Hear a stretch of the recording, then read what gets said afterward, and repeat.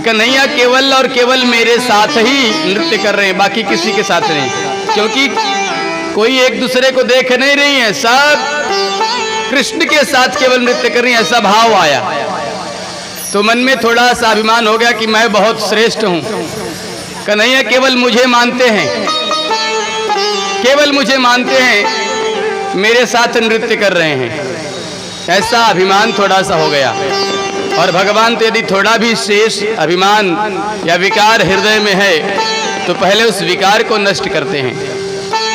भगवान ने मन में विचार किया, हम तो इसको इन सबको परमानंद देने आए हैं, परंतु इनके मन में अभिमान का अंकुर उत्पन्न हो गया है, और यदि हृदय में अभिमान का अंकुर उत्पन्न है तो परमानंद की प्राप्ति नहीं हो सकती। तो भगवान देखते ही देखते गोपियों के साथ नृत्य कर रहे थे, देखते ही देखते अलक्षित हो गए, अंतर्ध्यान हो गए। सबके बीच से कन्हैया गोविंद अंतर्ध्यान हो गए। अब अतृप्तावस्था में सब गोपियां दुखी हो गई और करुण क्रंदन करने लगती हैं। भगवान अचानक से सबके बीच में से गायब हो गए। अभी अतृप्तावस्था में सारी गोपियां करुण क्रंदन करने लगती हैं। गायन्त्यः उच्चैरमुवेव संहता विचीकरुन्मत्तकवद्वनाद्वनं पप्रच्छुराकाशवदन्तरं बहिः भूतेषु सन्तं पुरुषं वनस्पति। एक गोपी से कहती है कि अरे सखी, तूने देखा मैं अभी गोविंद के साथ नृत्य कर रही थी, अभी वो कहाँ चले गए, तूने देखा? तो वो गोपी उस गोपी से कहती, मुझे कहाँ से पता चलेगा, मैं तो खुद गोविंद के साथ नृत्य कर रही थी, मैंने तो तुझे देखा ही नहीं। अब सब गोपियां एक दूसरे से यही प्रश्न करती, अरे मैं तो गोविंद के साथ नृत्य कर रही थी, तूने देखा? कहाँ चले गए गोविंद? तो गोपी कहती, मैं भी तो नृत्य कर रही थी, मैंने देखा नहीं।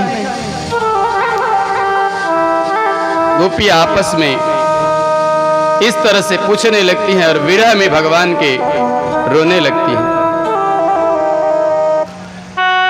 कोई गोपी गाने लगती है, कोई गोपी रोने लगती है कि गोविंद ने हमको अतृप्त अवस्था में छोड़कर कहाँ चले गए गोविंद। तो आपस में अब पूछना छोड़ दी, अब वृक्षों से पूछती हैं, जो वहां पर पेड़ पौधे इत्यादि हैं उनसे पूछती हैं गोपियां, अरे वनस्पतियों, क्या तुमने देखा गोविंद हमारे साथ नृत्य कर रहे थे? अभी तक कर रही थी मेरे साथ, अब धीरे धीरे भाव बदलने लगा, उनका जो अभिमान था धीरे धीरे कम होने लगा, क्योंकि जैसे उनको पता चला कि केवल मेरे साथ नहीं, हमारे साथ गोविंद नृत्य कर रहे थे, हमारे साथ गोविंद रास कर रहे थे, तो उनका जो अभिमान था मैं मेरे का, वो धीरे धीरे नष्ट होने लगा। तो गोपियां वनस्पतियों से, पेड़ों से पूछती हैं कि क्या तुमने देखा गोविंद हमारे साथ अभी रास कर रहे थे, कहाँ चले गए? तो वनस्पति क्या बताएंगे?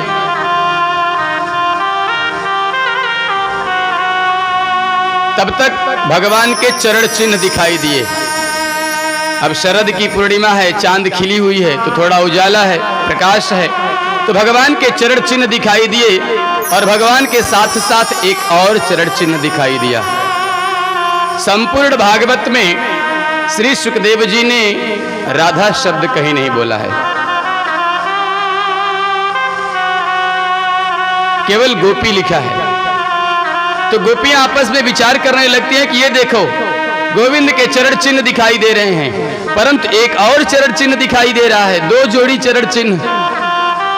निश्चित ही ये किशोरी के साथ भाग गए, हमको अतृप्त अवस्था में छोड़ करके किशोरी के साथ चले गए।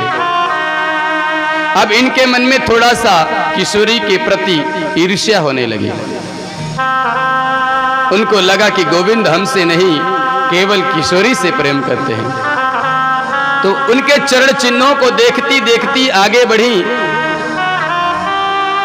तो एक तुलसी का पौधा दिखाई दिया, उससे गोपियां पूछती हैं कि क्या तुमने गोविंद को देखा? पर तुलसी का पौधा क्या बोले। एक गोपी कहती है, ये क्यों बताएगी, ये भी तो हमारी तरह कृष्ण के विरह में, कृष्ण के वियोग में तड़प रही है, इसे भी कृष्ण की प्राप्ति नहीं हुई है। तो गोपियां कृष्ण और दूसरी गोपी के चरण चिन्हों को देखती देखती आगे बढ़ती हैं। आगे जाने पर, कुछ दूर जाने पर देखती हैं तो जो दो चरण चिन्ह दिखाई दे रहे थे, एक श्री कृष्ण के और दूसरे गोपी के, किशोरी जी के, अब वो किशोरी जी के चरण चिन्ह भी दिखाई देना बंद कर दिए, नहीं दिखाई पड़ रहे हैं। और जो कृष्ण के चरण चिन्ह दिखाई दे रहे थे, अब पहले से थोड़ा ज्यादा दबे हुए हैं। जैसे कोई व्यक्ति थोड़ा वजन सामान लेकर के चले तो भूमि पर थोड़ा ज्यादा दबाव पड़ने के कारण वो चरण चिन्ह थोड़ा विशाल दिखाई देने लगा। तो एक गोपी कहती है कि लगता है किशोरी जी चलते चलते थक गई, तो हमारे गोविंद ने उनको अपने हाथों में उठा लिया। वाह रे किशोरी के भाग्य कि भगवान ने अपने हाथों में उन्हें उठाया। भगवान के विरह में बहुत तड़पती हैं गोपियां। थोड़ी दूर आगे चलने पर अब भगवान के चरण चिन्ह भी दिखाई देने बंद हो गए। अब भगवान का भी जो चरण चिन्ह दिखाई दे रहा था वो भी दिखाई नहीं दे रहा है। अभी तक तो गोपियां भगवान के चरण चिन्ह को देख करके संतोष कर रही थी, लेकिन अब उनके संतोष की सीमा पार कर गई और जोर जोर से करुण क्रंदन करती हुई गोपियां रोने लगती है। कस्याश्चित् पूतनायन्त्या कृष्णायन्त्यपि वत्स्तनम् तोकायित्वा रुदन्त्यन्या पदाहं शकटायति। भगवान कृष्ण के विरह में गोपियां रोने लगती हैं और आपस में कृष्ण की लीला करने लगती हैं। जैसे भगवान श्री कृष्ण ने लीला किया था गोकुल में, वृंदावन में, ठीक उसी प्रकार गोपियां भगवान की लीला करने लगती हैं। एक गोपी पूतना बन जाती है, एक गोपी माता यशोदा बन जाती है, एक गोपी कृष्ण बन जाती है। तो जो गोपी कृष्ण बनी है वो पूतना के स्तन को पान करती है और मरने का, जैसे नाटक पूतना मर गई थी वैसे ही मरने का नाटक करती है। तो भगवान के विरह में भगवान की जो जो लीलाएं थी गोपियां आपस में करने लगती हैं। जैसे छोटे छोटे बच्चे नाटक रामलीला देख करके आते हैं तो घरों में नौटंकी नाटक धनुष बाण बना करके करने लगते हैं। ठीक उसी प्रकार गोपियां भी भगवान के विरह में भगवान के लीलाओं का नाटक करने लगती हैं और जोर जोर से करुण क्रंदन करती हैं, रोती हैं कि हे केशव, हे गोविंद आओ, हे माधव, हे प्राणवल्लभ आओ। भगवान तो गोपियों के हृदय में शेष जो थोड़ा सा अभिमान था, भगवान तो चाहते हैं लेश मात्र का भी अभिमान न हो। धीरे धीरे गोपियों का अभिमान समाप्त हो गया। अब सारी गोपियां एक साथ में करुण क्रंदन करती हुई और जोर जोर से रोती हैं और भगवान की स्तुति गाती हैं। इसे गोपी गीत कहते हैं। जयति तेधिकं जन्मना व्रज शयत इंदिरा शश्वदत् हि दयित दृश्यता दीक्षुका स्वां विचिन्वते। गोपियां करुण क्रंदन करने लगती हैं, रोने लगती हैं कि हे केशव, हे नाथ, हे प्राणवल्लभ, कहाँ चले गए। पहले तो जय करती हैं कि हे केशव आपका जय हो, आप हम सबके मनोरथ को सिद्ध करने के लिए वैकुंठ से पृथ्वी लोक पर आए हैं और जब से आप आए हैं हम सदैव आनंद में रहते हैं। हे केशव, आज आप हमें दुखी क्यों कर रहे हैं? तव कथामृतम तप्त जीवनम कविभिरीडितं कल्मषापहम् श्रवणमङ्गलम् श्रीमदाततं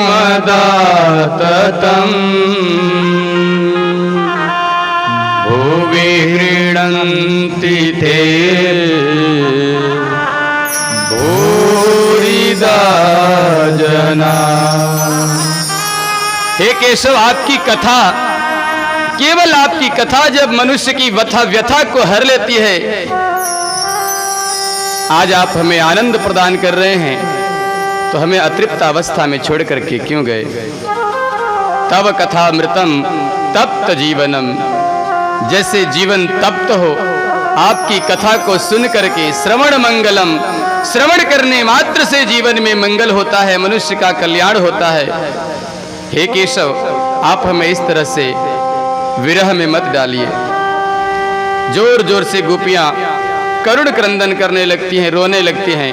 इति गोप्यः प्रगायन्त्यः प्रलपन्त्यश्च चित्रधा रुरुदुः स्वसुरं राजन् कृष्ण दर्शन लालसा। कृष्ण के दर्शन की लालसा में गोपियां करुण क्रंदन करने लगती हैं, रोने लगती हैं। भगवान ने मन में विचार किया कि अब इनके सारे जो विकार थे नष्ट हो चुके हैं। तासामाविर्भूच्छौरी स्मयमान मुखाम्बुजः पीताम्बरधरः स्रग्वी साक्षान्मन्मथ मन्मथ। गोपियों के विरह व्यथा को देख करके हमारे केशव गोविंद ने तुरंत दिव्य पीताम्बर रूप पहन करके, दिव्य सुंदर रूप धारण करके पुनः सब गोपियों के सामने प्रकट हो गए और पुनः सब गोपियों को प्राप्त करके भगवान सब गोपियों के साथ पुनः रासलीला प्रारंभ कर दिए। गोपियां कृष्ण को पा करके, गोविंद को पा करके परम आनंद की अनुभूति करने लगी। बोले रास बिहारी सरकार की, राधा रानी सरकार की जय। जय श्री राधे। भगवान गोपियों के मनोरथ को पूर्ण करने के लिए पुनः रास प्रारंभ करते हैं। इस बार जब भगवान रास प्रारंभ करते हैं, रासलीला शुरू हो जाती है, तो हिमालय पर्वत पर बैठे शंकर जी से नहीं रहा गया और माता पार्वती से बोले कि मैं भी रास में जाऊंगा। पार्वती बोली वहां पुरुषों की एंट्री नहीं है, पुरुष वर्जित हैं।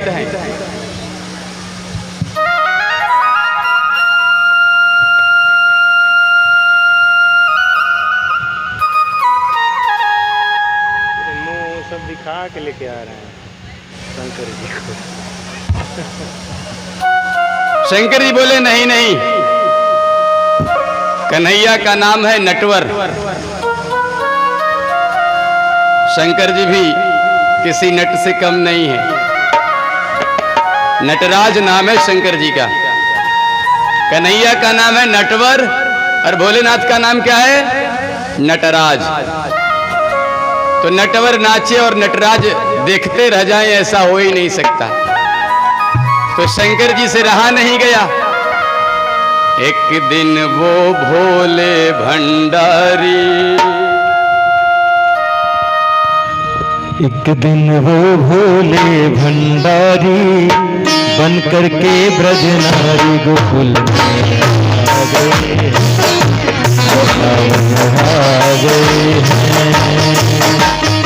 एक दिन वो भोले भंडारी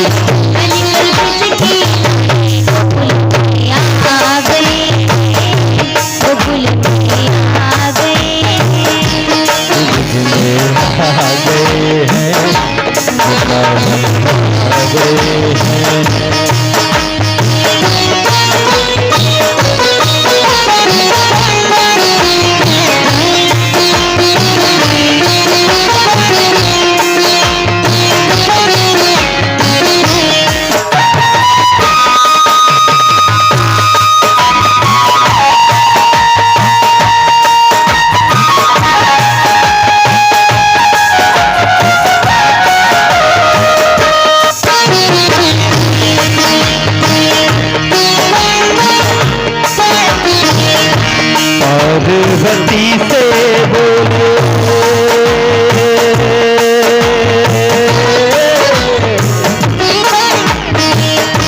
पार्वती से बोले मैं भी चलूंगा तेरे संग में, तेरे संग में। राधा संग श्याम नाचे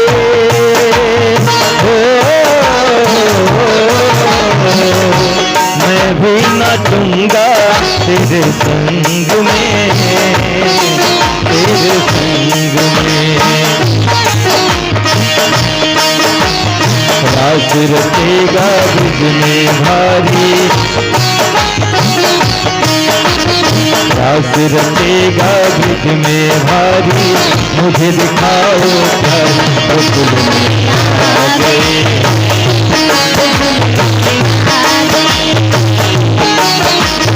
पार्वती जी माता तिहारी ना मने पुरारी गोकुल में आ गए।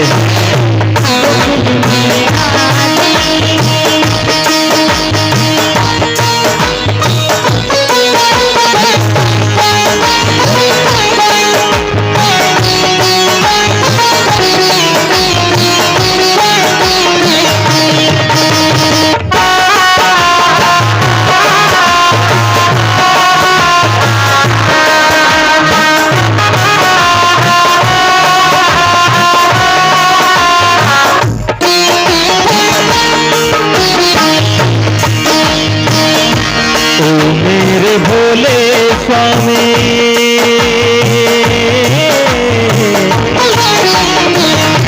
ओ मेरे भोले स्वामी कैसे ले जाऊं तुम्हें साथ में, तुम्हें साथ में। मोहन के सिवा वहाँ कोई पुरुष न जाए साथ में, साथ में। ओ मेरे भोले स्वामी कैसे ले जाऊं तुम्हें साथ में। मोहन के सिवा वहाँ कोई पुरुष न जाए साथ में, साथ में।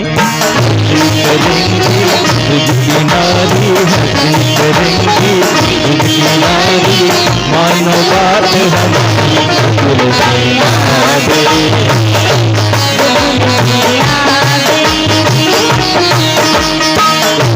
वो भोले भंडारी बन करके गजनारी गोकुल में आ गए हैं, गोकुल में आ गए हैं।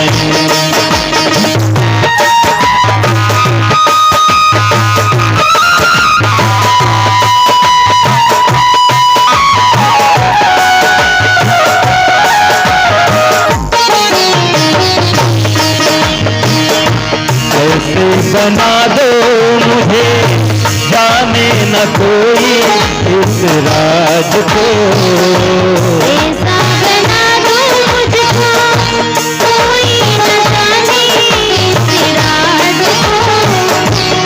हो मैं हूँ सहेली तेरी, ऐसा बताना मेरे राज को।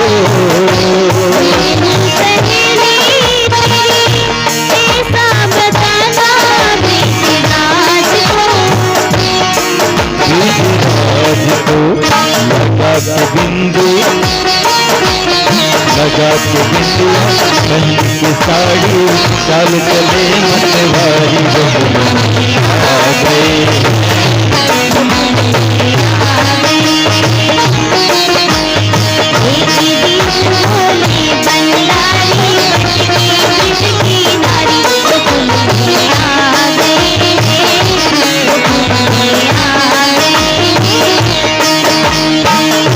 देखा मोहन ने तो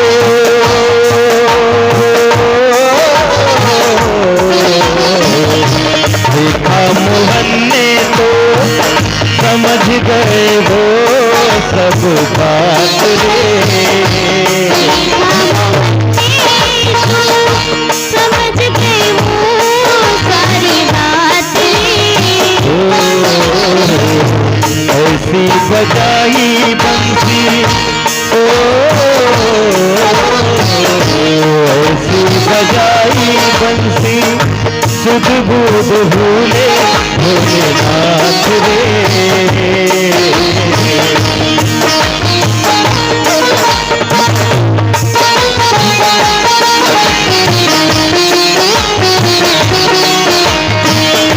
देखा मोहल्ले तो समझ गए वो सब बात रे।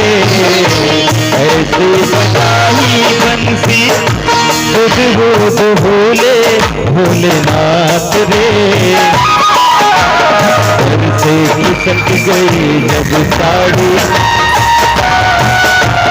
बोलो गोपेश्वर महादेव की। खिसक गई जब साड़ी, घर से खिसक गई जब साड़ी, मुस्काए गिरधारी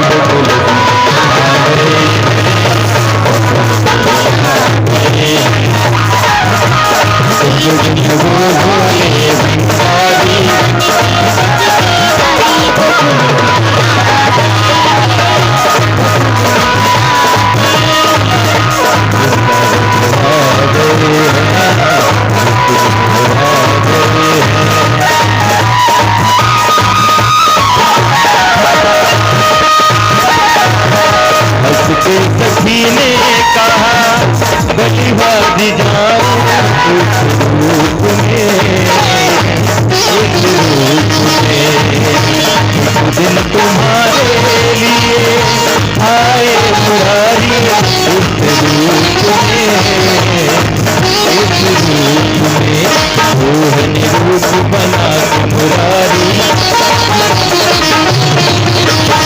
मोहन रूप बना के मुरारी। अब है तुम्हारी बारी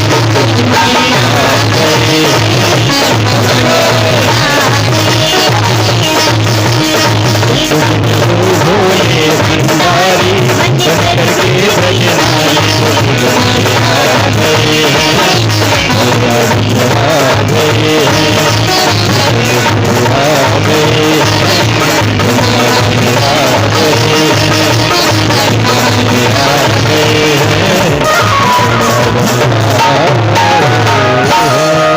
गोपेश्वर भगवान की। भगवान शिव जी से नहीं रहा गया, गोपेश्वर का रूप धारण करके भगवान इस रास में आते हैं। बढ़िया सुंदर। कुछ माताओं ने गुप्त दान दिया है, गुप्त दान और महाकल्याण गोपेश्वर महादेव के लिए। और राधा रानी की महाराज में बड़ी इच्छा हुई कि चलो घेवर बन मोर कुटी पे मोर भगवान के नृत्य देखिए हमें। परंतु राधा रानी को एक भी मोर नहीं मिले, तो कन्हैया ने सोचा भाई राधा रानी उदास हो गई तो हम स्वयं चलते हैं। तो कन्हैया स्वयं मोर बनके राधा रानी को दर्शन दे रहे हैं। बोलो मोर भगवान की, जोरदार ताली मोर भगवान के लिए।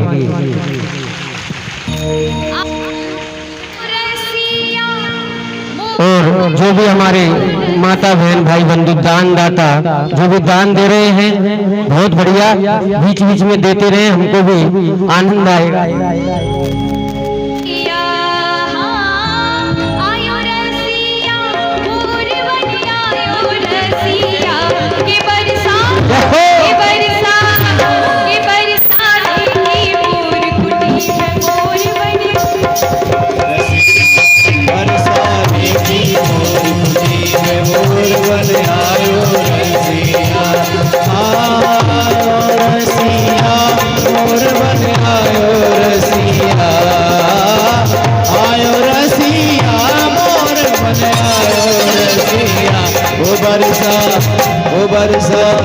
ओ बरसाने की मोर कुटी पे मोर बन आयो रसिया।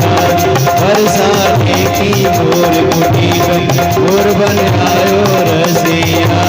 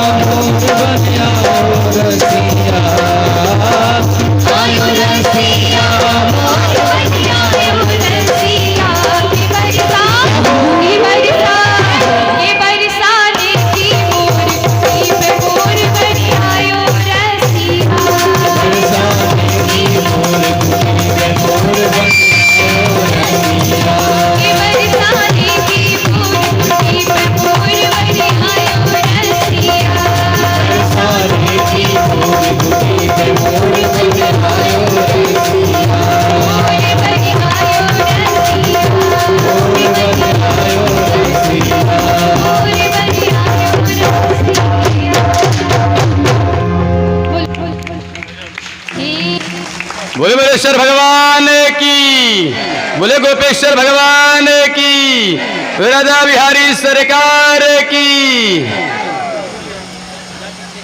बहुत सुंदर भगवान। एवं ब्रज स्त्रियो राजन कृष्ण लीला तु गायती, रे मिरे हसहु तच्चित तास्मनस्का महोदया। वैसा नहीं आएगा, रुक जाइए।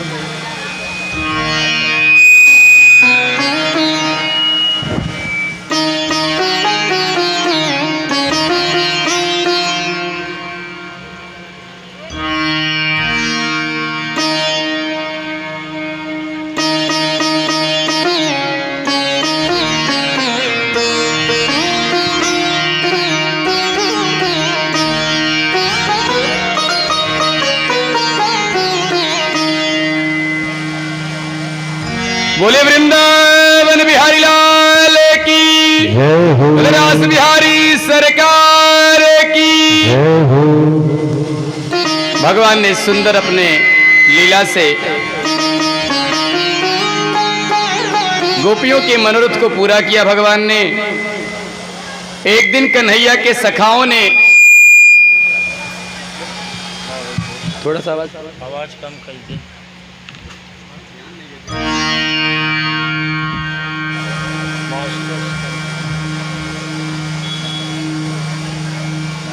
एक दिन कन्हैया के सखाओं ने, ग्वाल बालों ने कन्हैया से कहा, अब कन्हैया चारों तरफ उनकी जय जयकार होने लगी है, रासलीला भी कर लिए हैं, समय समय पर कन्हैया सबकी रक्षा करते। वृंदावन में आग लग गई, कन्हैया ने सारा आग पी लिया। एक दिन वृषभासुर को कंस ने भेजा, भगवान ने उस वृषभासुर का भी कल्याण कर दिया। तो एक दिन कन्हैया के सखाओं ने कहा कि कन्हैया, मैंने सुना है तेरा एक बहुत बड़ा कोई लोक है, उसका नाम है वैकुंठ लोक। भगवान नहीं जनाना चाहते, लेकिन रोज भगवान की लीलाओं को देख देख करके ग्वाल बालों के मन में लगता कि ये कन्हैया हमारा गोविंद परमात्मा है, और सब भगवान की स्तुति करते।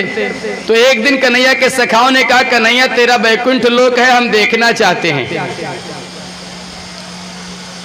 तो सबके निवेदन करने पर कन्हैया ने सारे ग्वाल बालों को वैकुंठ लेकर के गए। शास्त्र में ऐसा आप लोग सुनेंगे कि सशरीर कोई वैकुंठ नहीं जा सकता, परंतु भगवान कृष्ण के जो सखा हैं, गोपगण हैं, सशरीर भगवान के साथ वैकुंठ लोक को गए। तो ये गोप कोई साधारण गोप नहीं है। तो वहां जब कन्हैया गए तो कन्हैया का जो सिंहासन था, जाकर के अपने सिंहासन पर बैठ गए। चतुर्भुज रूपधारी भगवान नारायण ही तो कन्हैया बने। अब इधर गोपगण आपस में वैकुंठ लोक में घूम रहे हैं, खेल रहे हैं। वैकुंठ में न खाने की कोई वस्तु है, न पीने की कोई वस्तु है। यदि आप ऐसा विचार करते हैं जैसा मृत्यु लोक है ऐसा ही वैकुंठ है, तो ऐसा नहीं है। मृत्यु लोक में इच्छा होती है, और जब हमारी इच्छाएं नष्ट हो जाती हैं तब हम वैकुंठ जाते हैं। कल हमने आपसे बताया था, चाह नहीं, चिंता नहीं, मनुआ बेपरवाह। जब मन बेपरवाह हो जाता है, किसी चीज की चाह नहीं होती, इच्छा नहीं होती है, तब मनुष्य वैकुंठ को प्राप्त होता है। तो वैकुंठ में सब किसी भी प्रकार की इच्छा नहीं होती वहां पर। न वहां लोग खाते हैं न पीते हैं। सर्वे वैकुंठ मूर्तयः, और वैकुंठ में जितने लोग हैं वो भगवान नारायण के जैसे हो जाते हैं। जैसे भगवान नारायण है वैसे ही सब हो जाते हैं। सबके पास 4 हाथ हो जाता है, सब सेम टू सेम नारायण के जैसे। थोड़ा सा अंतर होता है भगवान के वक्षस्थल पर जो मणि है, बस इतना ही अंतर है। तो कन्हैया के सखा कुछ देर तक खेले, फिर खाने की इच्छा हो गई, तो कन्हैया को खोजने लगे वैकुंठ में। अरे ओ कन्हैया कहाँ गए हो? अब वहाँ कन्हैया कहाँ है? वहाँ तो नारायण है। वैकुंठ में जाने के बाद वो नारायण हो गए, अब कन्हैया नहीं है। सारे ग्वाल बाल कन्हैया खोज रहे, कन्हैया मिल ही नहीं रहे हैं। कोई भी बालक छोटा सा भले ही निर्धन हो, घर में केवल नमक रोटी दोनों समय मिल रहा हो और वो खा रहा हो, अब दूसरे के यहाँ सुंदर सुंदर पकवान देखे मन में लगे कि चलो खाते हैं, और जाए कहीं पे 1 दिन 2 दिन 3 दिन तक उसके सुंदर सुंदर पकवान उसको अच्छे लगेंगे। इसके बाद फिर उसे घर की याद आएगी, फिर उसको घर की याद आएगी। भले ही घर में नमक रोटी खाना है, लेकिन अपने घर की याद आएगी। अपने घर में नमक रोटी भी, उसमें भी हमें सुख लगता है। तो कन्हैया के सखा थोड़ी देर तक वैकुंठ में रहे, इसके बाद फिर उन्हें याद आने लगी, गोविंद कहाँ गए हो? और अब कन्हैया के वियोग में ये लोग तड़पने लगे और बोले, कन्हैया तेरो वैकुंठ नहीं चाहिए। संसार में ऐसा कोई व्यक्ति है जो वैकुंठ पाने के बाद भी कहे कि वैकुंठ नहीं चाहिए? अरे वैकुंठ नहीं मिला रहता है तो भी लोग वैकुंठ चाहते हैं, और कन्हैया के सखा ऐसे हैं कि वैकुंठ मिलने के बाद भी क्या करे? कन्हैया तेरा वैकुंठ नहीं चाहिए, मुझे तो तेरा वास चाहिए, मुझे तो ब्रजवास चाहिए। और जैसे ही कहा मुझे तो ब्रजवास चाहिए, सो कन्हैया सबको लिया और पुनः ब्रजमंडल में आ गए। यहाँ आकर के सारे बालक प्रसन्न हो गए। कन्हैया तेरा वैकुंठ किसी काम का नहीं है, हमारा है वृंदावन ही बहुत सुंदर है। भगवान भी कहते हैं कि मुझे भी वृंदावन बहुत ही पसंद है, और भगवान कहते हैं वृंदावनम परित्यज्य पादमेकम न गच्छति। मैं तो वृंदावन छोड़ करके एक पैर बाहर कहीं भी नहीं जाता, इतना सुंदर वृंदावन धाम है। बोले वृंदावन धाम की।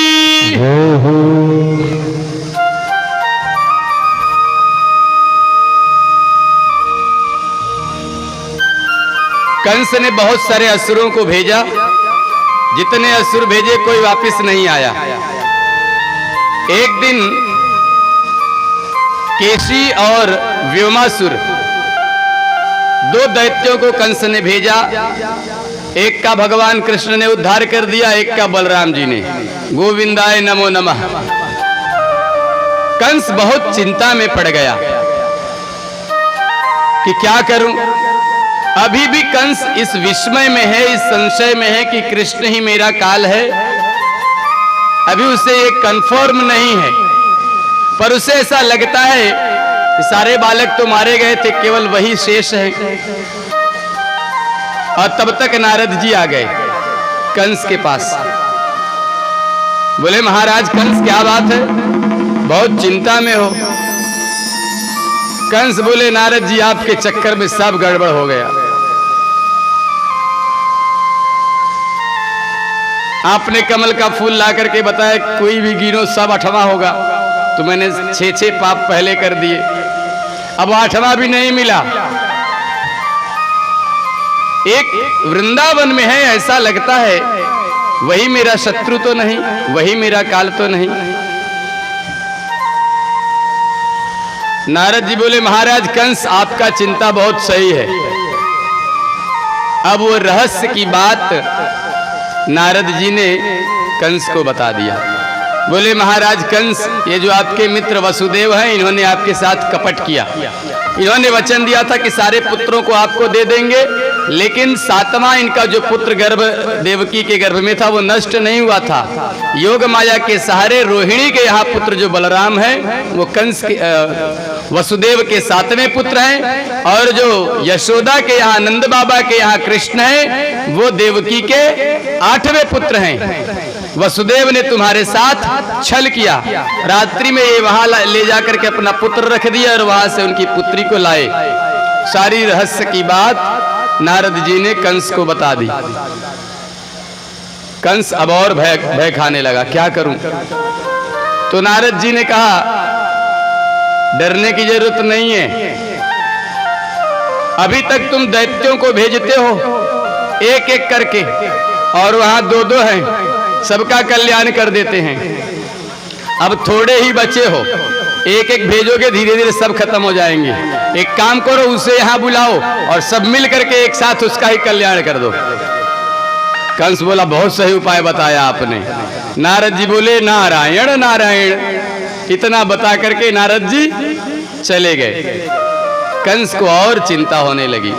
नारद जी तो भगवान का समय बचा रहे हैं कि एक एक भेजेगा, मारने में बहुत टाइम लगेगा, आएंगे और सबका एक साथ में गोविंदाय नमो नमः कर देंगे। कंस ने मन में विचार किया कि क्या करें, अब कृष्ण को मथुरा में बुलाया जाए कैसे। कृष्ण तो रहते हैं वृंदावन में। धीरे धीरे कन्हैया 12 वर्ष के हो गए।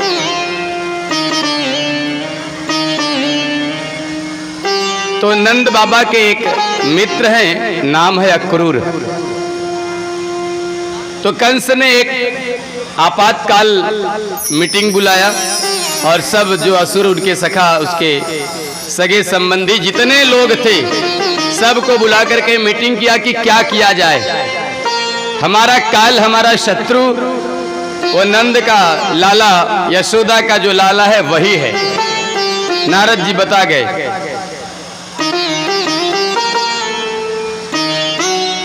और उसे यहां बुलाना है। तो अक्रूर से कहते हैं कि अक्रूर तुम जाओ और कृष्ण को यहां लेकर के आओ। परंतु कृष्ण यहां आएंगे क्यों? बोले, हम एक मेला का आयोजन करते हैं, मेला दिखाने के बहाने तुम कन्हैया को लेकर के आना, कृष्ण को लेकर के आना। अक्रूर बोले, हम क्यों लाएं? कंस बोला, नहीं लाओगे तो हम तुम्हारा गोविंदाय नमो नमः कर देंगे। जैसे जानकी जी का हरण करने के लिए रावण ने मामा मारीच से कहा, तो मामा मारीच बोला, हम क्यों करें? तो रावण ने बोला, या तो हम तुम्हारा फिर कल्याण कर देंगे। तो मारीच ने विचार किया, इसके हाथ से मरने से अच्छा है कि भगवान के हाथ से मरे। ठीक उसी प्रकार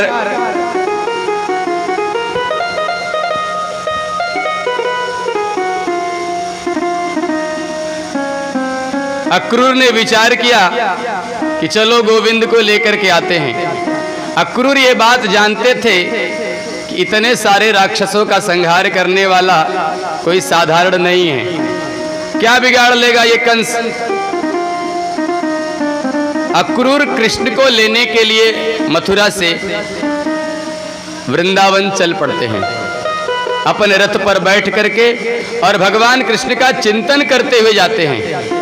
मथुरा से वृंदावन की दूरी यदि आप रथ से जाते हैं तो 2 घंटे में, केवल 2 घंटे की दूरी है। परंतु अक्रूर जी जब जाने लगे तो सुबह निकले, शाम को पहुंचे, शाम को वृंदावन में पहुंचे। तो परीक्षित ने प्रश्न कर लिया, गुरुजी शाम को पहुंचे? सुखदेव जी कहते हैं कि हे राजन, जब अक्रूर जी चलने लगे तो उन्होंने भगवान कृष्ण का चिंतन किया, और जितने दुष्टों का भगवान ने संहार किया था सब वही सोचते विचारते हुए जा रहे थे कि जैसे पूतना का नाश किया, अघासुर का, बकासुर का, सक्तासुर का भगवान ने नाश किया है, ठीक उसी प्रकार ये कंस का भी नाश करेंगे। ये तो परब्रह्म परमात्मा है। तो भगवान का चिंतन करते हुए गए। तो कभी रथ चलाते, फिर जब भगवान का चिंतन करने लगते तो रथ रुक जाता। तो भगवान का चिंतन करते करते गए, इसलिए सुबह से शाम हो गई।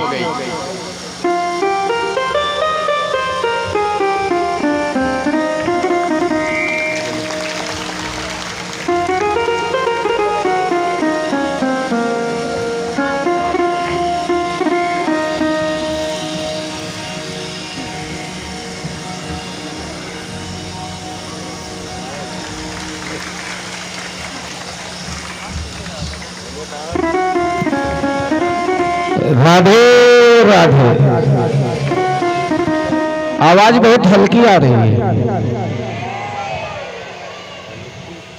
माताएं, राधे राधे। राधे। बहुत ही सुंदर सरस भगवान श्री कृष्ण की भागवत कथा इस प्रांगण में हो रही है। आप सुधी जन, भक्तजन, गोप गोपी, बाल ग्वाल, ग्वाल बाल सब मिल करके यथाशक्ति भक्ति के साथ भगवान की कथा आचार्य व्यास श्री त्रिभुवनाचार्य जी महाराज द्वारा आप लोग बहुत सुंदर कथा सुन रहे हैं। कुछ दानदाताओं का सहयोग प्राप्त हुआ है। हम उनका इस मंच की तरफ से और भगवान के चरणों में निवेदन करते हुए आप सब से निवेदन करते हैं कि यथाशक्ति भक्ति अपने दान पुण्य धर्म को करते रहें।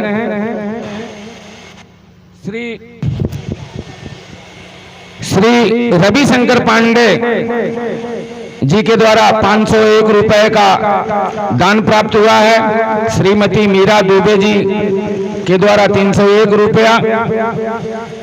राधे राधे।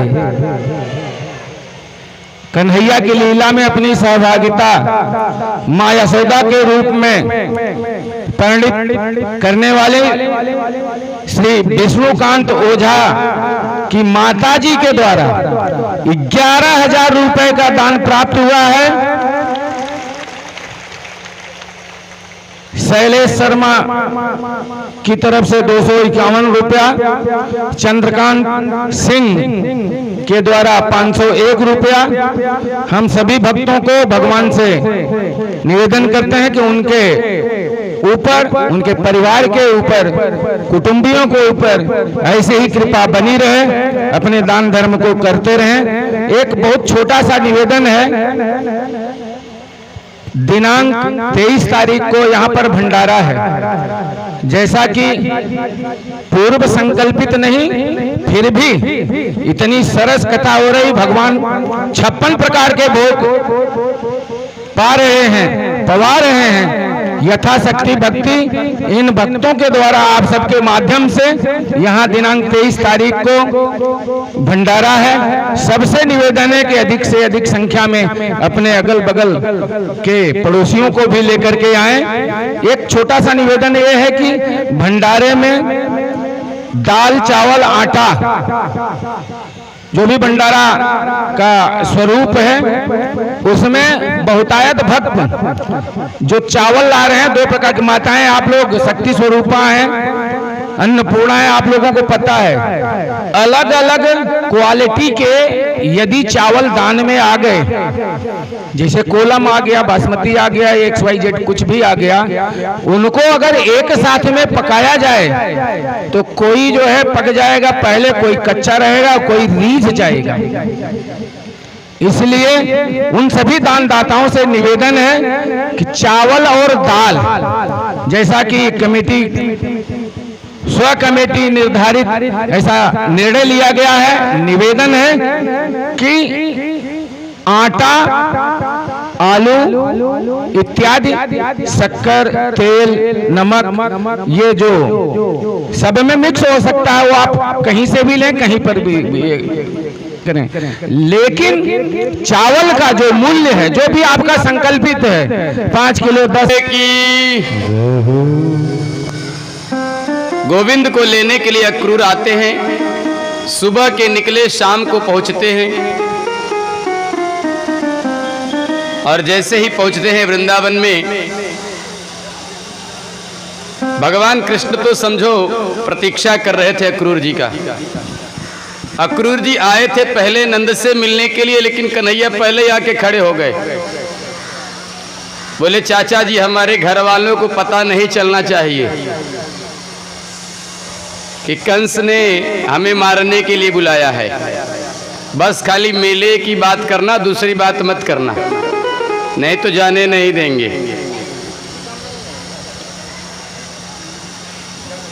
बढ़िया स्वागत किया गया अक्रूर जी का। नंद बाबा ने सुंदर स्वागत किया, माता यशोदा ने सुंदर पकवान बनाए, रात्रि में मिलकर के सब लोग खाए, हाल समाचार हुआ। तो अक्रूर के आने का कारण पूछा नंद बाबा ने। तो अक्रूर कहते हैं कि मित्र, मैं गोविंद को लेने के लिए आया हूं। मथुरापुरी में बहुत बड़े मेले का आयोजन किया गया है और मेरी इच्छा है कि कन्हैया को हम मेला दिखाने के लिए ले जाएं। दिन भर यहीं खाली वृंदावन में ही रहते हैं, थोड़ा मथुरा देखाएंगे। मथुरा शहर है और वृंदावन गांव, तो थोड़ा नगर देख लेंगे। तो नंद बाबा बोले ठीक है।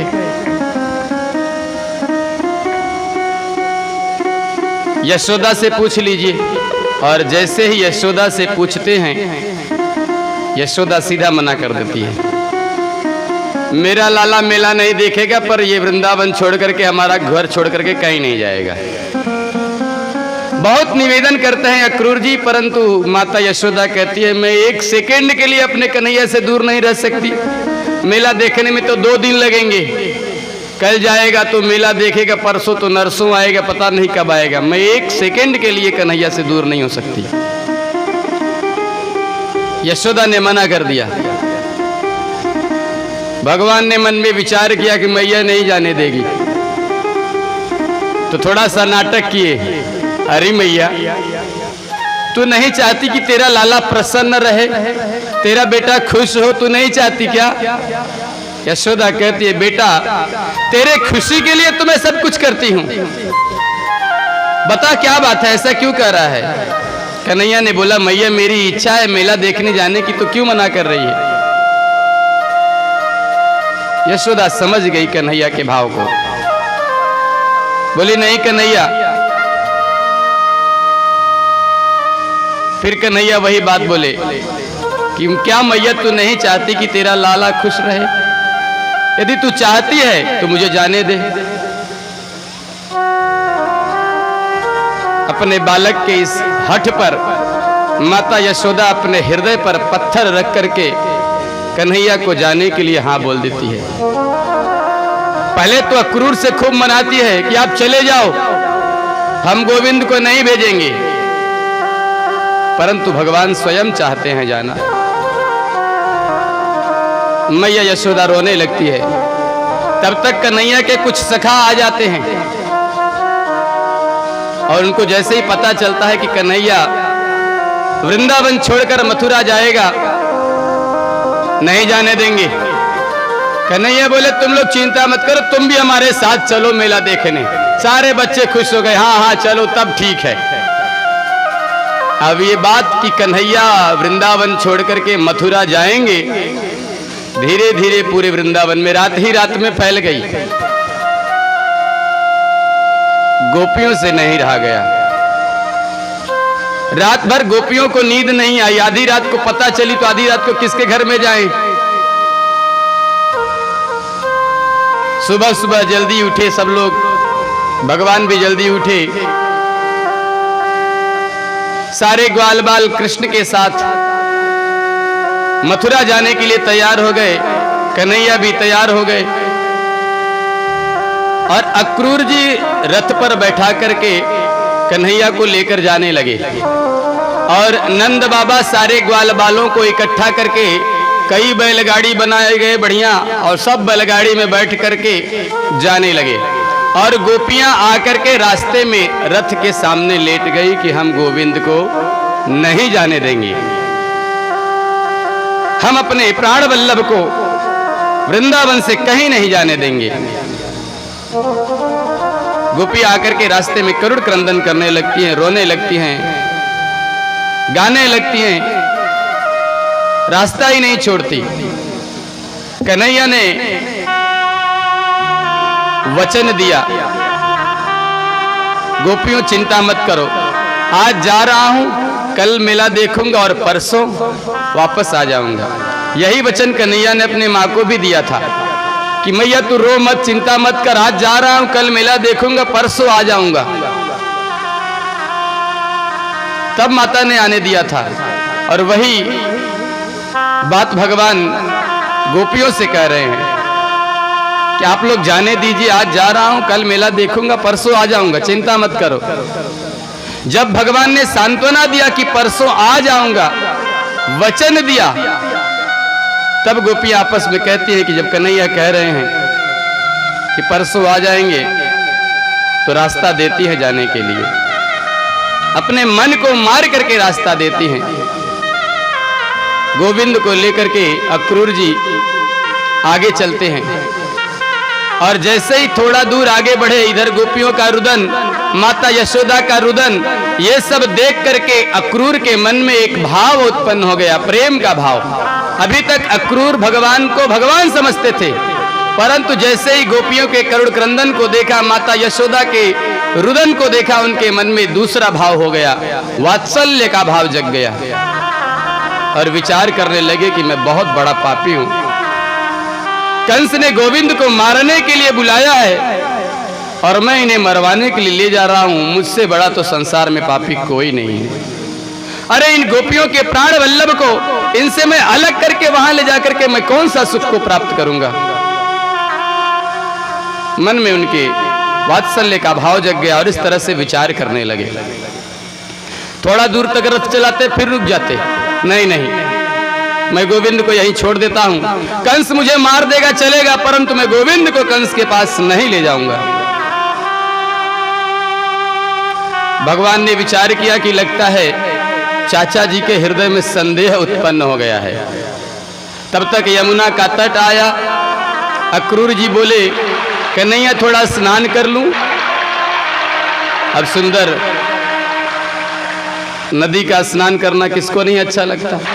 भगवान बोले, हाँ चाचा कर लो स्नान। और जैसे ही अपने वस्त्र निकाल करके यमुना में स्नान करने के लिए प्रविष्ट हुए अक्रूर जी, और जैसे ही डुबकी लगाए तो जो कृष्ण बलराम रथ पर बैठे थे, वही कृष्ण बलराम अब उनको नदी में दिखाई देने लगे। मन में विचार किए कि अरे ये तो रथ में बैठे थे, अंदर कैसे आ गए। जैसे ही बाहर आकर के रथ की तरफ देखे तो रथ पर कृष्ण और बलराम मुस्कुरा रहे हैं। फिर जब वो डुबकी लगाए तो फिर अंदर कृष्ण और बलराम मुस्कुरा रहे हैं। फिर जब ऊपर आए तो देखे वहां भी मुस्कुरा रहे हैं। अब उनका जो भ्रम था, संदेह था, उस संदेह की निवृत्ति हो गई। समझ गए अरे ये तो परब्रह्म परमात्मा है, कंस का वध करने के लिए ही अवतार लिए हैं, कंस जैसे हजारों का उद्धार करेंगे। उनके मन का संदेह निवृत्त हो गया और दिव्य भगवान की स्तुति गाते हैं। भगवान को मन ही मन प्रणाम करके पुनः रथ पर बैठ करके मथुरापुरी में पहुंचे। पहुंचते पहुंचते शाम हो गई तो भगवान से अक्रूर जी ने कहा कि हे गोविंद, यदि आपको अच्छा लगे तो आज हमारे घर में रुक जाइए, कल हम लोग सुबह प्रातः काल मेला देखने चलेंगे। कन्हैया ने बोला कोई बात नहीं है। तो रात्रि विश्राम किए, सारे ग्वाल बाल, नंद बाबा भी आए थे, नंद बाबा भी विश्राम किए अक्रूर के घर में। और जैसे ही सुबह हुआ, भगवान ने स्नान किया और हाथ में जल ले लिया कि आज की सूर्यास्त बाद में होगी, पहले मामा का उद्धार कर देंगे। बोले राधे राधे राधे राधे।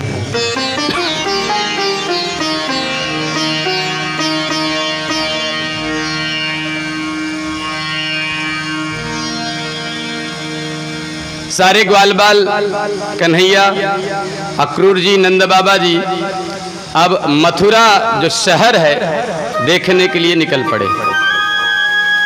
अब कोई गांव से व्यक्ति जब शहर में आता है तो शहर का रहन सहन गांव से भिन्न होता है।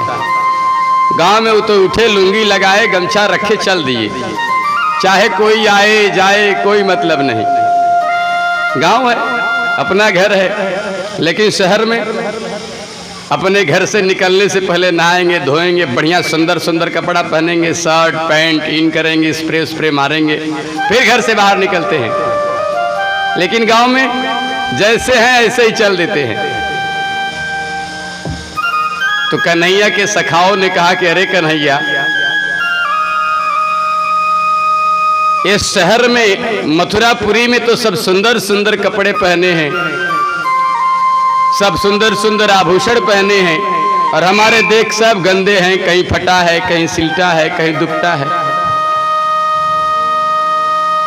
अच्छा नहीं लग रहा है। अब मामा के नगरी में आए हैं तो थोड़ा सुंदर सुंदर वस्त्र होता तो अच्छा होता। कन्हैया ने कहा चिंता मत करो, अभी इसकी व्यवस्था करता हूं। तो एक कंस के दरबार का वस्त्र धोने वाला, प्रेस करने वाला रजक महाराज कंस के सभी मंत्री इत्यादि का वस्त्र धो करके लेकर के जा रहा था। भगवान ने कहा ओ मामा जी इधर आइए, क्या बात है?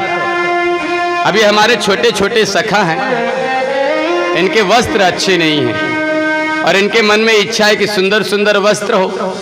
अब ननिहाल में कोई जाए और बढ़िया कपड़ा न पहन करके जाए तो अच्छा नहीं लगता। मामा के यहाँ जा रहे हैं, थोड़ा कपड़ा अच्छा हो। बोला अच्छे कपड़े की बात करते हो, अभी ऐसी खातिरदारी होगी कि याद रखोगे। बोला नहीं देंगे। तो कृष्ण के सखाओं ने कहा क्यों नहीं दोगे? थोड़ा बहस हो गई तो एक छोटा सा कृष्ण का सखा था, बोला कन्हैया पूतना वाली हाथ दिखा दे जरा इसको। भगवान ने एक पड़ाका मारा और गोविंदाय नमो नमः हो गया। अब सब भगवान बोले ले लो जिसको जो जौन सा वस्त्र चाहिए। सब अपने अपने हिसाब से कपड़े लेने लगे।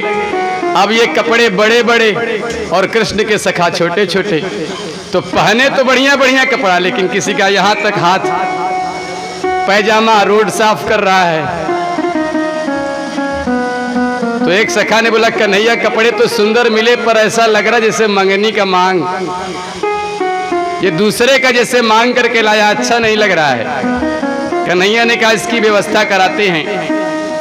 तो भगवान का एक परम भक्त दर्जी, वस्त्र सिलने वाला भगवान का भक्त था।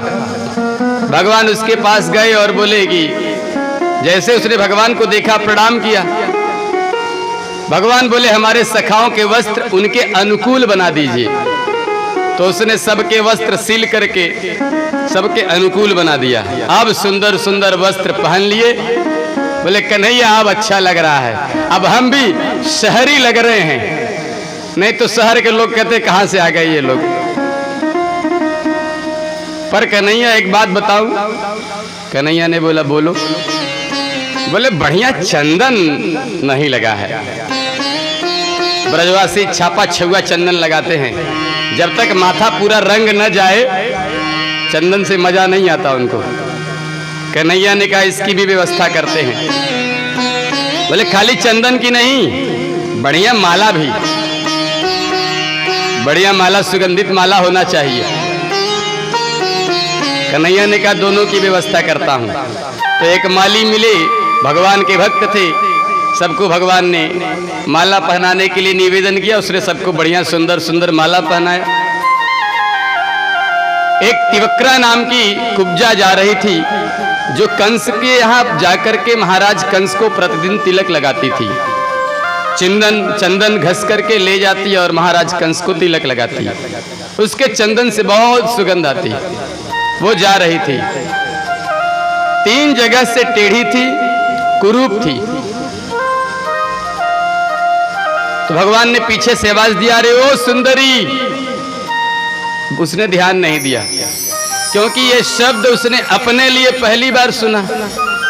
जब वो सुंदर है ही नहीं, उसे कोई सुंदरी क्यों कहेगा? नहीं ध्यान दी। फिर भगवान बोले ओ सुंदरी, आपसे ही कह रहे हैं।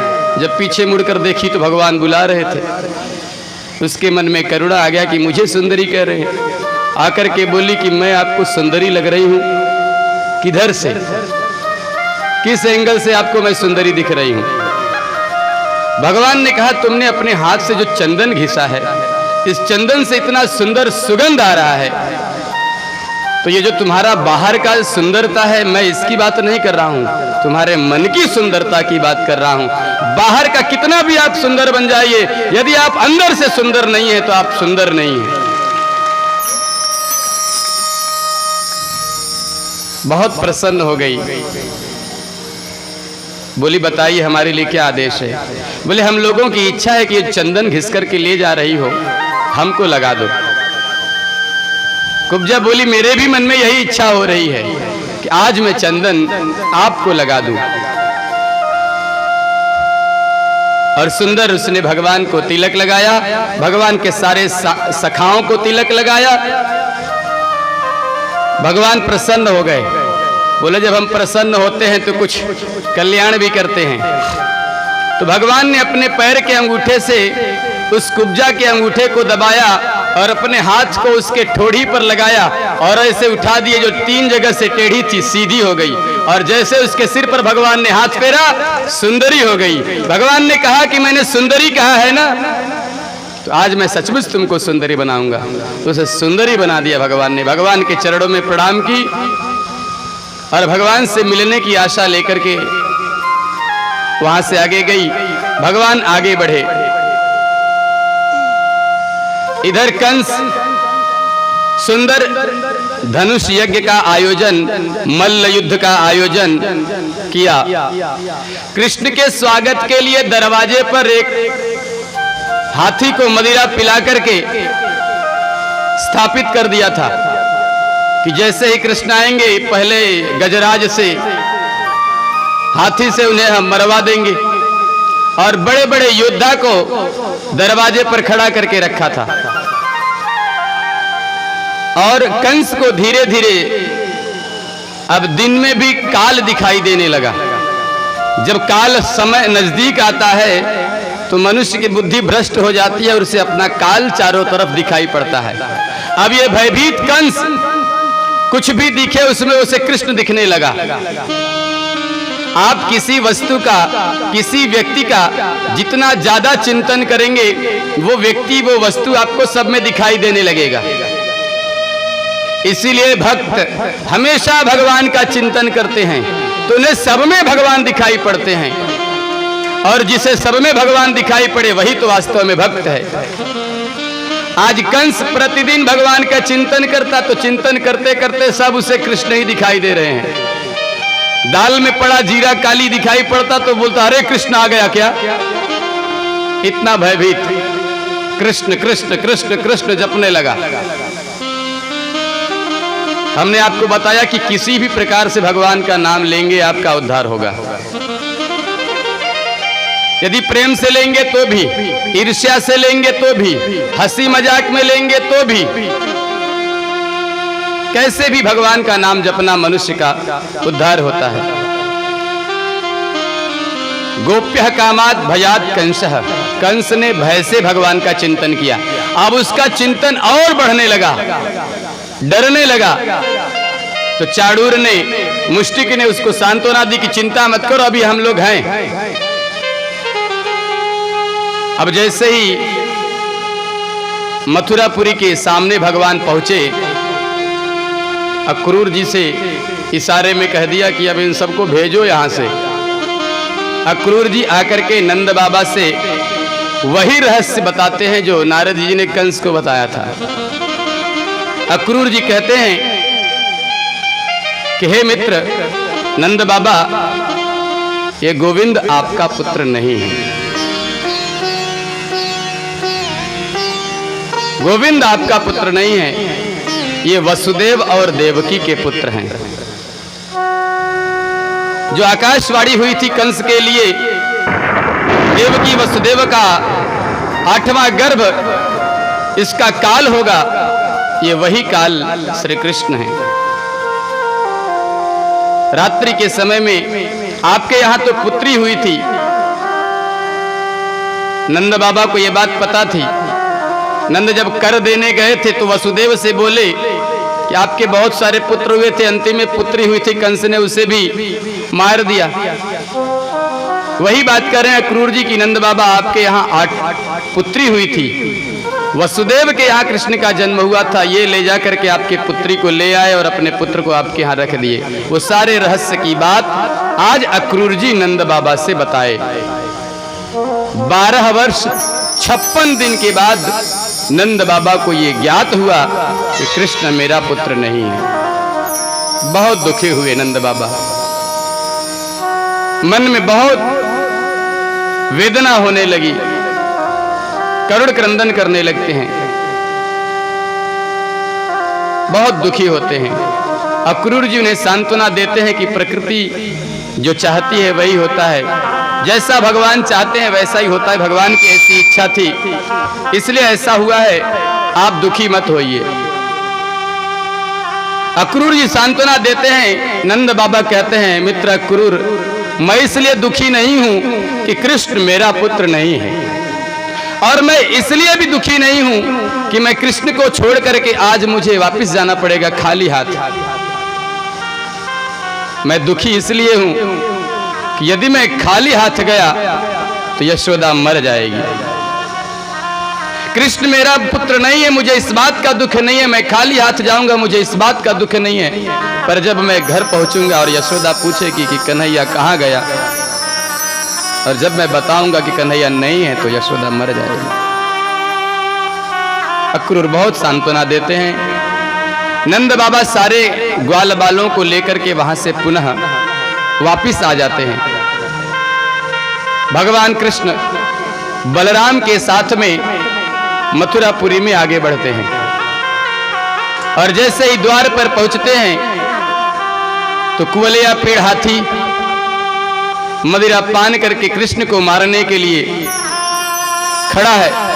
जैसे ही कृष्ण और बलराम पहुंचे उसने आक्रमण किया, भगवान दौड़ करके उसके माथे पर एक मुक्का मारे और हाथी का गोविंदाय नमो नमः कल्याण हो गया।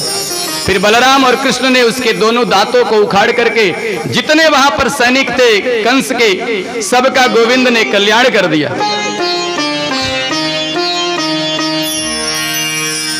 और जितने दुष्ट असुर थे सबको मारते हुए भगवान उस सभा में पहुंचे जहां पर कंस, चाणूर, मुष्टिक इत्यादि थे। पहले तो धनुष रखा था, तो भगवान ने उस धनुष का भंजन किया, धनुष को तोड़ा, और जैसे ही धनुष के तोड़ने की गड़गड़ाहट हुई, कंस समझ गया कि अब मेरा काल आ गया है। अभी तक तो मुष्टिक और चाणूर उसे सांत्वना देते थे, पर अब वो समझ गया, क्योंकि उसे नारद जी ने बता दिया था, जो ये धनुष तोड़ देगा वो तुझे नहीं छोड़ेगा, धनुष तोड़ने वाला ही तेरा काल होगा। और जैसे ही धनुष टूटने की ध्वनि उसके कान में गई, वो समझ गया कि मेरा काल आ गया है। भयभीत हो गया कंस, और भगवान धनुष तोड़ करके जैसे ही उस युद्धशाला में जहां पर भगवान कृष्ण को और बलराम को युद्ध करने के लिए हजारों योद्धा को खड़ा किया था, कंस ने भगवान वहां पहुंच गए। बहुत बड़ा सभा लगा था, बहुत सारे लोग वहां पर थे, मथुरा के वासी, महिलाएं थी, बालक थे, स्त्री थे, सब भगवान को देखने के लिए उस सभा में उपस्थित थे। तो सबको भगवान कैसे दिखाई दे रहे हैं? मल्लानाम सनिर्निडाम नरवरः स्त्रीणां स्मरो मूर्तिमान गोपानां स्वजनो सतां क्षितिभुजां शास्ता स्वपित्रो शिशुः।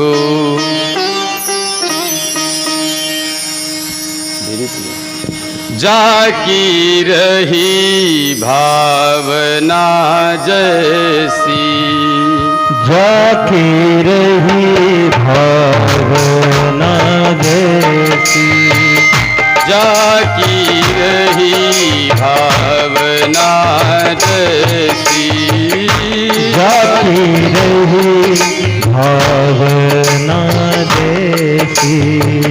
हरि मूरत देखी तिन कैसी, हरि मूरत देखी तिन कैसी, हरि मूरत देखी तिन कैसी, हरि मूरत देखी तिन कैसी। जाकी रही भावना जैसी, जाकी रही भावना जैसी, जाकी रही भावना जाकी रही भावना जैसी, हरि मूरत देखी तिन तैसी, हरि मूरत देखी तिन तैसी। इसकी जो भावना थी भगवान उसी प्रकार दिखाई दे रहे हैं। मल्ला नाम असनिर नृणाम, जो वहां पर मल्ल योद्धा खड़े थे, भगवान सबको योद्धा के रूप में दिखाई दे रहे हैं। और जो वहां पर भगवान के स्वजन संबंधी खड़े थे, उनको भगवान उनके संबंधी दिखाई दे रहे थे, स्वजन दिखाई दे रहे थे। कुछ वहां पर वृद्धा माताएं खड़ी थी, उन्हें भगवान उनके पुत्र पौत्र के रूप में दिखाई दे रहे थे। कुछ वहां पर सुंदर सुंदर युवतियां खड़ी थी, भगवान उनको नरवर कामदेव के रूप में दिखाई दे रहे हैं। कुछ वहां पर ज्ञानी खड़े थे, तो ज्ञानियों को भगवान दिखाई दे रहे हैं। और कुछ भक्त खड़े थे, भक्त को भी ईश्वर दिखाई दे रहे हैं। जिसने जिस भाव से भगवान को वहां पर देखा, जिसके हृदय में जैसी भावना थी, भगवान वैसे दिखाई दे रहे थे। महाराज परीक्षित ने पूछा, गुरुजी कंस को भगवान कैसे दिखाई दे रहे थे? बोले, मृत्युर्भोजपतेर विराट विदुषाम। बोले, कंस को तो केवल साक्षात काल दिखाई दे रहे थे भगवान। जैसे ही भगवान युद्ध क्षेत्र में पहुंचे, सारे योद्धा भगवान के ऊपर आक्रमण कर दिए। धीरे धीरे बारी बारी भगवान और बलराम ने मिलकर के सबका कल्याण कर दिया। चाणूर और मुष्टिक कंस के बगल में खड़े थे। कंस ने कहा, बचाओ भैया, अब आप ही लोग बचे हो। चाणूर दौड़े और मुष्टिक जिसको एक मुक्का मार दे उसका कल्याण हो जाता था। चाणूर से बलराम ने युद्ध किया, ये बहुत बड़े योद्धा थे। और मुष्टिक से भगवान ने, और मुष्टिक को भगवान ने ही एक मुक्का मारा, गोविंदाय नमो नमः। और चाणूर का टांग उठा करके बलराम ने पटक दिया, उसका भी कल्याण हो गया। दौड़ करके भगवान ने कंस के केस को पकड़ करके उठा करके भूमि पर पटक दिया। कंस बोला, छोड़ मुझे, छोड़ मुझे। भगवान बोले, याद कर, जब मेरी माँ जा रही थी, तू पहुंचाने जा रहा था, आकाशवाणी हुआ, तूने मेरे माँ के केस को पकड़ा था। भगवान ने उसके केस को पकड़ करके उठा करके भूमि पर पटके और उसका भी गोविंदाय नमो नमः हो गया। बोले, पतित पावन भगवान की। भगवान ने कंस का उद्धार किया। जो भगवान के पक्ष में नहीं थे, अब सब भगवान के पक्ष में हो गए। जो भगवान से अभी तक बैर रखते थे, भगवान से अब प्रेम करने लगे। भगवान ने कंस का उद्धार किया। भगवान आकर के सबसे पहले अपने माता पिता को कारागार से मुक्त किया। जब नारद जी बता करके चले गए कि ये वसुदेव ने तुम्हारे साथ धोखा किया है, तो कंस ने पुनः वसुदेव देवकी को कारागार में बंद कर दिया था। तो भगवान ने सबसे पहले माता पिता को कारागार से मुक्त किया और कंस के पिता उग्रसेन को भी कारागार से मुक्त करके और उग्रसेन को राजा बना दिए भगवान। वसुदेव और देवकी ने 12 वर्ष 56 दिन के बाद आज कृष्ण का पुनः दर्शन किया तो देवकी के स्तन से दुग्ध की धारा बहने लगी। बहुत प्रेम उमड़ने लगा देवकी के मन में।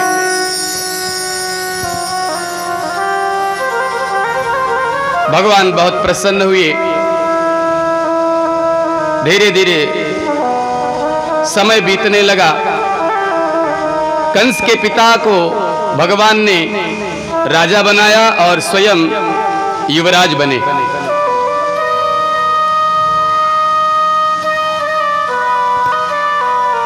एक दिन सुंदर अवसर देख करके उनके पिता वसुदेव ने विचार किया कि अब अपने पुत्र का हम संस्कार करें।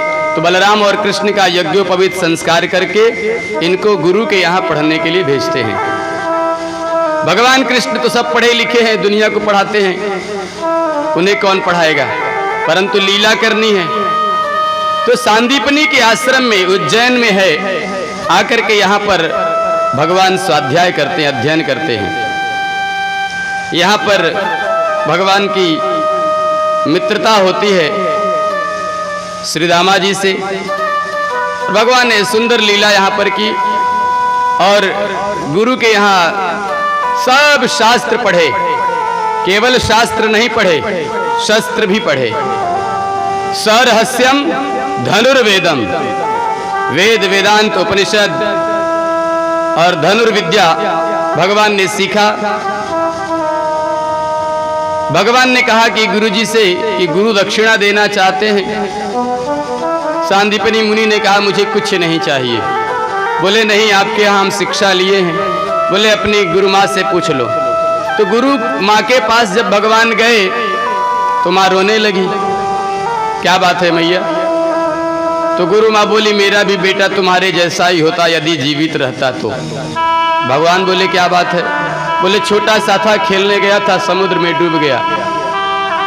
भगवान माँ के भाव को समझ गए जाकर के समुद्र से गुरु के पुत्र को लेकर के आते हैं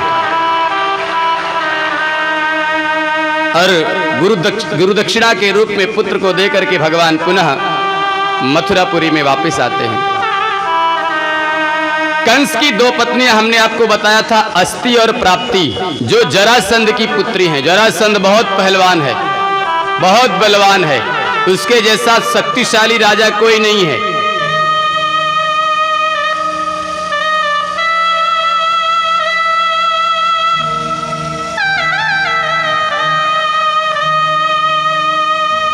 जाकर के अस्ति और प्राप्ति अपने पिता से निवेदन करती हैं कि हम विधवा हो गई, हमारे पति को कृष्ण ने मार दिया। तो बदले की भावना से जरासंध ने विचार किया कि अब हम मथुरा पर आक्रमण करेंगे। इधर मथुरा में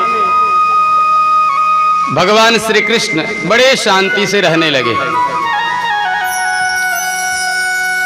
एक दिन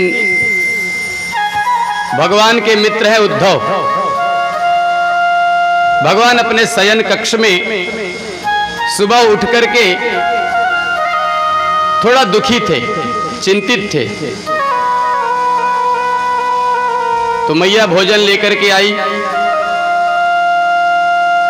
भोजन कराने के लिए। तो भगवान भोजन को देख करके थोड़ा रोने लगे। तो देवकी कहती है क्या बात है? कृष्ण भोजन लाई हूं, भोजन ग्रहण करो। भगवान भोजन नहीं ग्रहण करते, रोने लगते हैं। दौड़ करके जाती है माता देवकी वसुदेव के पास कि देखिए हमारा लाला आज भोजन नहीं कर रहा है, न जाने क्यों दुखी है, बहुत रो रहा है। वसुदेव दौड़ करके आते हैं, देखते हैं तो कन्हैया भोजन नहीं कर रहे हैं। वसुदेव कहते हैं कि अरे देवी, हमारे गोपाल को क्या प्रिय है क्या नहीं प्रिय है, हमने कभी भोजन कराया नहीं। अरे हमने सुना है हमारे कन्हैया को रोटी पर मक्खन लगा हुआ बहुत पसंद है। दौड़ करके जाती है देवकी और माखन लेकर के आती है, रोटी पर लगाकर जैसे ही कन्हैया को देने लगती हैं, कन्हैया जोर जोर से रोने लगते हैं। उन्हें याद आती है अपनी माता यशोदा की। अरे मैं कितना बड़ा पापी हूं, मेरी मां मुझे आने नहीं दे रही थी और मैं परसों का कह करके आया और बरसों बीत गए, मैं नहीं जा रहा हूं। भगवान और जोर से रोने लगते हैं। देवकी वसुदेव समझ नहीं पाते तो भगवान के जो मित्र उद्धव हैं उनको बुलाते हैं कि उद्धव आप ही देखो, समझाओ कन्हैया क्यों रो रहा है, गोपाल क्यों रो रहा है। उद्धव आते हैं, अरे केशव, मोहन, क्या बात है, क्यों रो रहे हो, क्यों इतने उदास हो।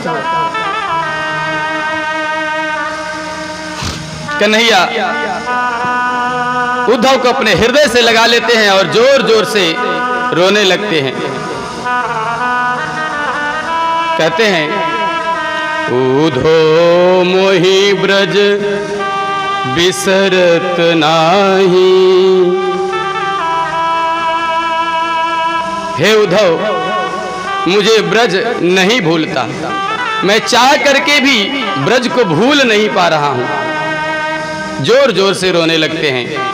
हंस सुता को सुंदर कलरव, अरु कदमन की छाही, उधो मोहि ब्रज बिसरत नाही, बिसरत नाही। लिपट करके उद्धव से जोर जोर से रोने लगते हैं। कहते हैं कि मेरी मैया, ग्वाल बाल सारी गोपियां मुझे रोकने का प्रयत्न करती हैं, परंतु मैं परसों का कह करके बरसों नहीं गया। जरूर वो लोग मुझे याद कर रहे होंगे, वो लोग मुझे याद कर रहे हैं, इसलिए मुझे भी उनकी याद बहुत आ रही है। तो उद्धव कहते हैं कि हे केशव, जाकर के मिलाइए। भगवान कहते नहीं, मैं मिलने नहीं जा सकता, बहुत सारे और भी काम हैं, इसलिए हे उद्धव आप ही जाइए और सब ब्रजवासियों को, गोपियों को, मेरी माता को, नंद बाबा को समझाइए कि कृष्ण का याद न करें, और जब वो मुझे याद नहीं करेंगे तो मुझे भी याद नहीं आएगी। जोर जोर से करुण क्रंदन करने लगते हैं भगवान।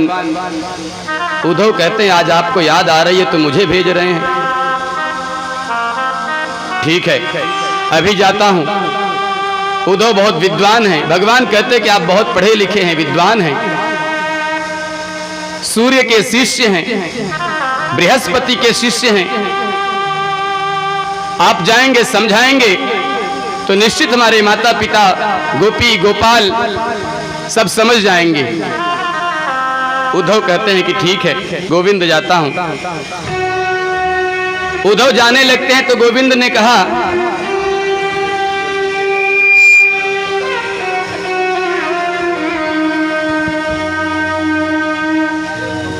गोविंद ने कहा कि हे उद्धव, आप ऐसे जाओगे तो कोई आपको सुनेगा नहीं, न कोई आपकी बात मानेगा, इसलिए मेरे रथ से जाना और मेरी ये काली कवरियां लेकर के जाना, नहीं तो तुम्हारी कोई बात नहीं सुनेगा।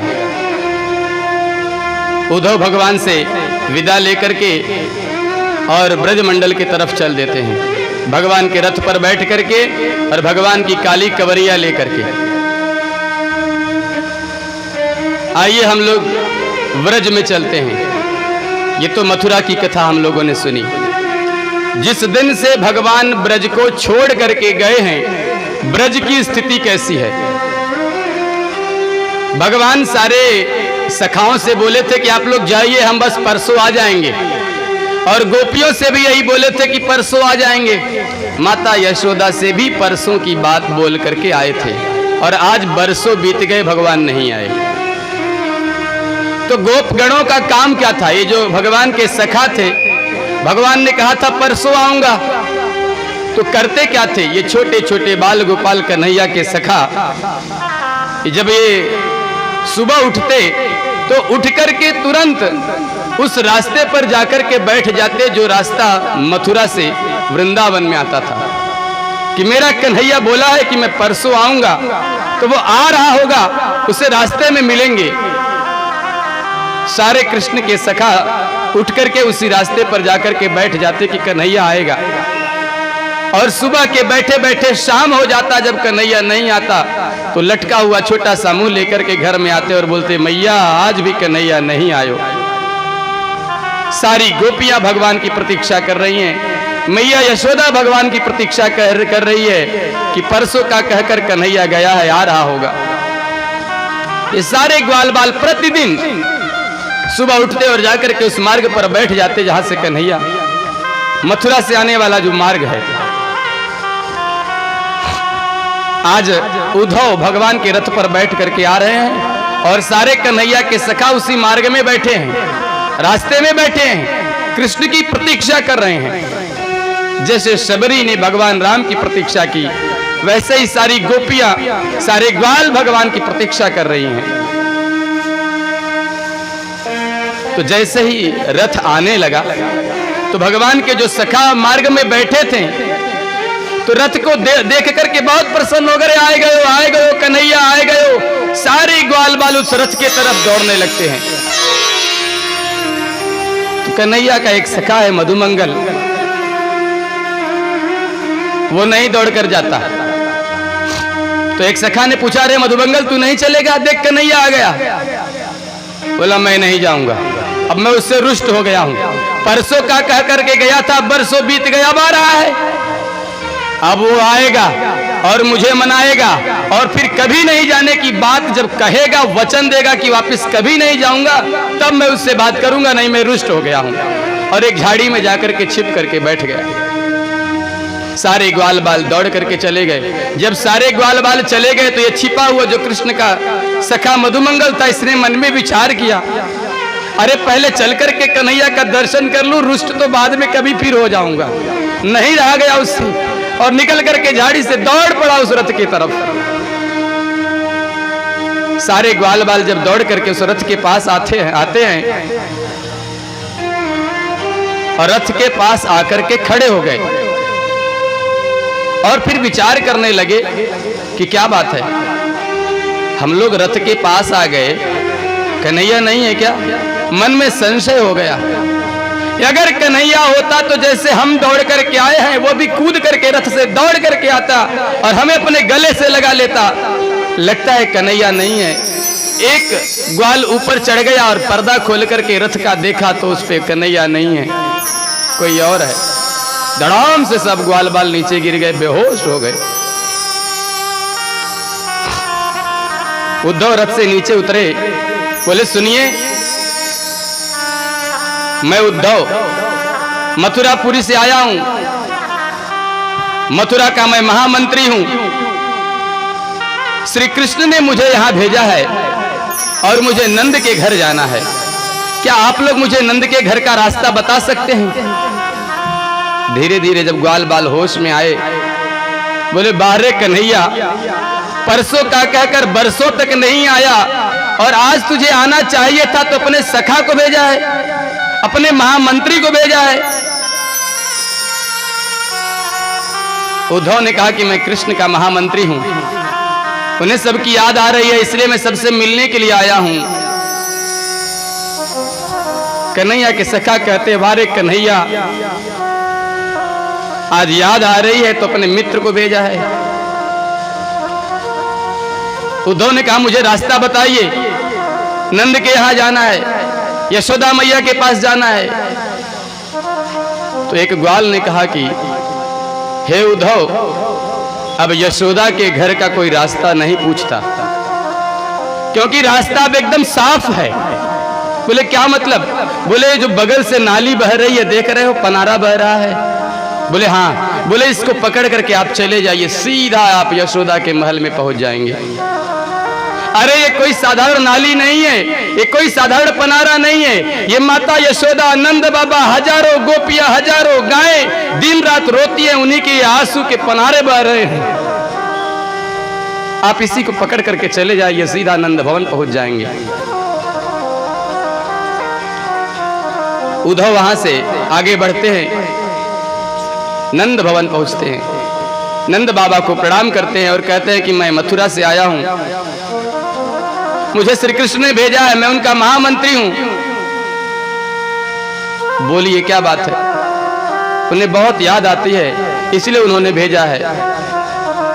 नंद बाबा ने जल जलपान इत्यादि कराया, हाल समाचार पूछे,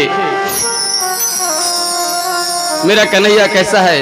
उद्धव बोले बहुत प्रसन्न है, बहुत अच्छा है। नंद बाबा बोले उसकी प्रसन्नता में ही तो हमारी प्रसन्नता है। उद्धव ने कहा कि बाबा मैं यशोदा मैया से मिलना चाहता हूं। नंद बाबा बोले जाओ आंगन में, यशोदा रानी आंगन में है। और जैसे ही उद्धव जी आंगन में जाते हैं, मैया प्रणाम करता हूं, मैं उद्धव मथुरा से आया हूं। मैया बोली धीरे बोलो, अभी अभी मैंने लल्ला को अपने नहला धुला करके पलंग में सुलाया है, चिल्लाओगे तो जग जाएगा, फिर घर का मैं काम नहीं कर पाऊंगी, बड़े मुश्किल से मैंने लल्ला को सुलाया है। उद्धव बोले बाप रे, इनको तो मैं मथुरा में छोड़ करके आया हूं, और ये कह रही है कि अभी अभी सुलाया हूं। उद्धव ने कहा मैया मैं गोविंद का दर्शन करना चाहता हूं। मैया बोली देखो पलने में है। जाकर के पलने में देखते हैं तो कोई नहीं है। माता तो भगवान के वियोग में भगवान का संयोग ही समझती थी और रोज जैसे भगवान की सेवा करती थी वैसे ही करती थी। पलना को ला करके माता के पास कहते मैया इसमें तो कोई नहीं है, और जैसे ही देखती है कि इसमें कोई नहीं है धड़ाम से पीछे गिर जाती है, करुण क्रंदन करने लगती है। अरे मेरे कन्हैया को गए तो बरसों बीत गए।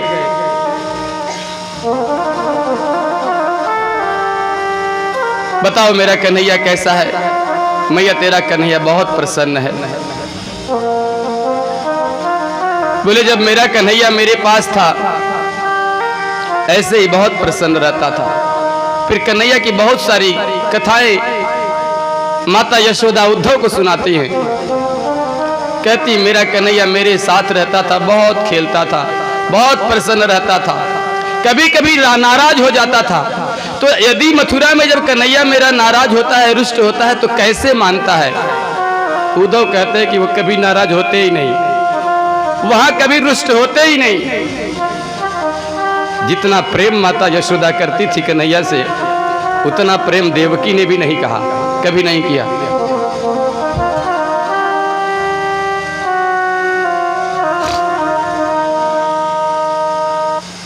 यशोदा माता कहती हैं कि एक बार कथा सुनाती हैं, एक बार कन्हैया मेरा नाराज हो गया। किस बात से मैया? मैया बोली हे उद्धव उसने रात्रि में चंद्रमा देखा और बोला मुझे वही चंद्रमा चाहिए। मैया मैं तो चंद्र खिलौना ले हूं, जइहा लोट अब धरनी पर तेरी गोद नहीं हूं। मैया मैं तो चंद्र खिलौना ले हूं। उद्धव बताओ कि मैं चंद्रमा का खिलौना कहां से ला करके दूं? कभी चंद्र खिलौना मांगता, कभी कुछ मांगता। अब मेरा कन्हैया कैसा है, गोविंद कैसा है? उद्धव बोले मैया अब रुष्ट होने का सवाल ही नहीं उठता। मैया बोली एक दिन मैं बहुत खुश हुई और रोटी में माखन लगा करके मैंने गोविंद को दिया खाने के लिए। अब कन्हैया खाने लगे। अब खाते भय कृष्ण के हाथ से कौआ आया और रोटी छीन करके लेकर के चला गया। फिर मेरा कन्हैया रुष्ट हो गया,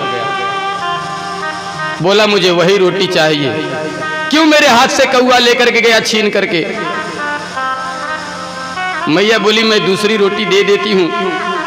मैया यशोदा कहती है कि हे उद्धव मैंने दूसरी रोटी पर माखन लगा करके दिया, पर कन्हैया उससे नहीं खाया, फेंक दिया। बोला मैं तो वही रोटी लूंगा, चाहे तुझे युद्ध करना पड़े मैया, पर वही रोटी ला करके मुझे दे।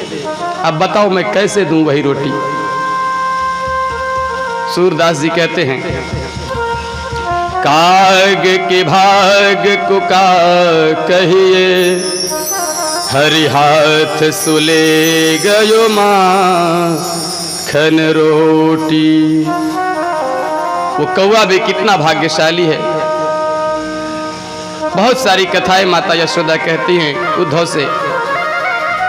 उद्धव इस प्रकार मैया के मुख से कृष्ण की कथा को सुन करके प्रसन्न हो गए।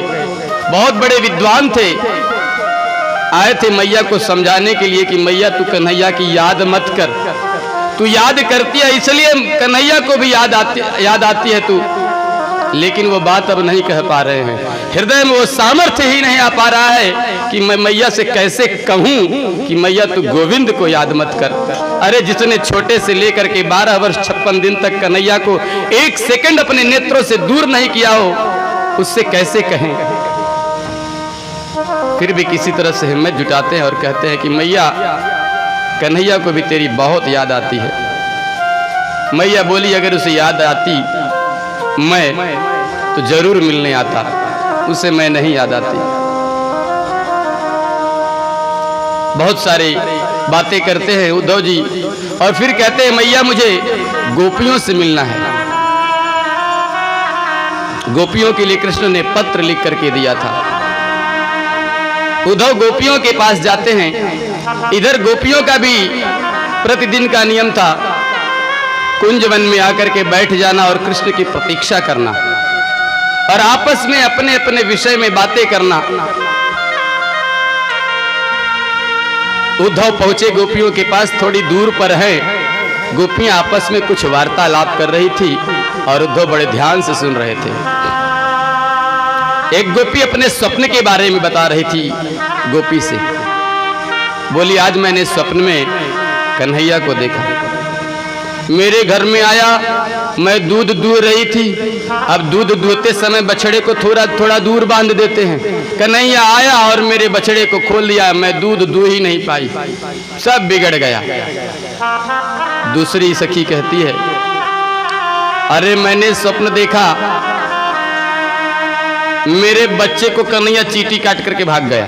अब रात भर मेरा बच्चा मुझे सोने नहीं दिया, यही स्वप्न देखा।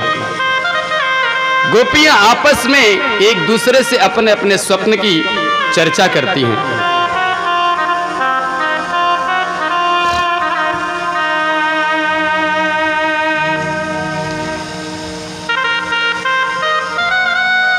गोपियां जाकर के किशोरी राधा रानी से कहती हैं, आपने स्वप्न में क्या देखा?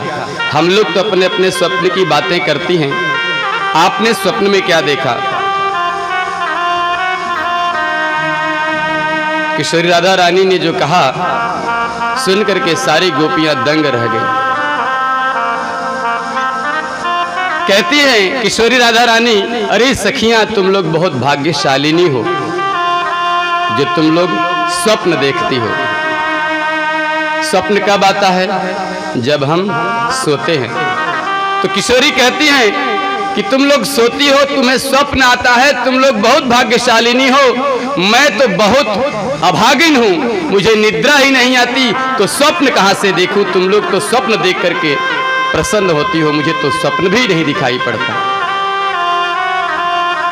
दिन रात कृष्ण के विरह में रहती थी किशोरी राधा रानी।